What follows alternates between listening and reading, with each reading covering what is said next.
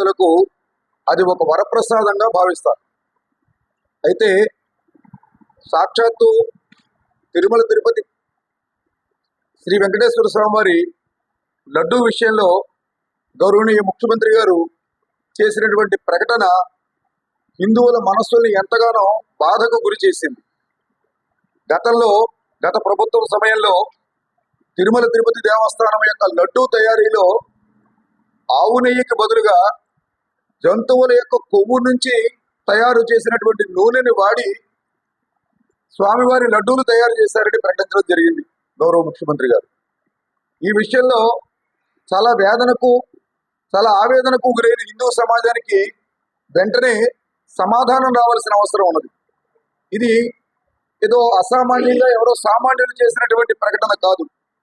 ఈ రాష్ట్రాన్ని పాలిస్తున్నటువంటి గౌరవ ముఖ్యమంత్రి గారు చేసినటువంటి ప్రకటన.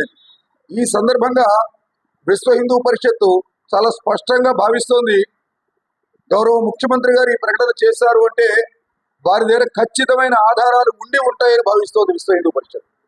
కాబట్టి ఈ సందర్భంగా మేము ప్రభుత్వాన్ని కోరేది ఏమిటని చెప్పంటే, పూర్తి స్థాయిలో దర్యాప్తు చేయండి. ఇందులో వాస్తవాలు ఉన్నాయా, అవాస్తవాలు ఉన్నాయా, యావత్ హిందూ సమాజానికి వెంటనే తెలియజేయవలసినటువంటి అవసరము ప్రభుత్వం మీద ఉంది అని విశ్వ హిందూ పరిషత్ గట్టిగా చెబుతోంది.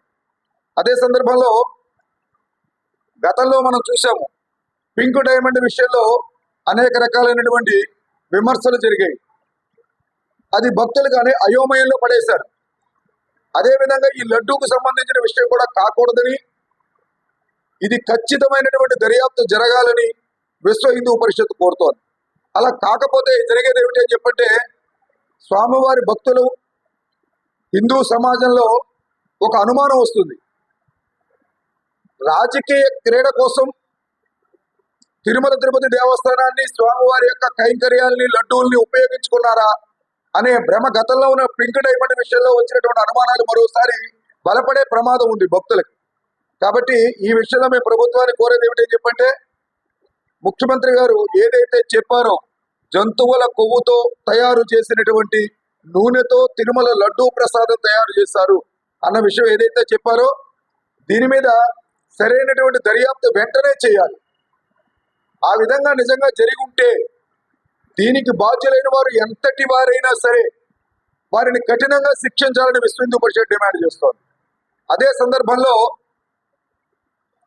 తిరుమల తిరుపతి దేవస్థానమే కాకుండా రాష్ట్రంలో ఉన్నటువంటి ప్రముఖమైన దేవాలయాలు, ఎండోమెంట్ శాఖ ద్వారా నిర్వహించబడుతున్న దేవాలయాలు ఏవైతే ఉన్నాయో వాటి ప్రసాదపు విషయంలో, వాటి నాణ్యత విషయంలో, వాటి తయారీ విషయంలో కూడా ఖచ్చితంగా హిందూ సమాజానికి అనుమానం వచ్చే ప్రమాదం ఉన్నది. కాబట్టి ఇదే సందర్భంలో కేవలం తిరుమలలోనే కాకుండా ప్రభుత్వం నిర్వహిస్తున్న ఎండోమెంట్ శాఖ ద్వారా నిర్వహిస్తున్న ప్రముఖ దేవాలయాలలో లడ్డూల విషయంలో కూడా, వాటి నాణ్యత విషయంలో కూడా ప్రభుత్వం సంపూర్ణమైనటువంటి దర్యాప్తు చేయాలని కోరుకుంటున్నాం.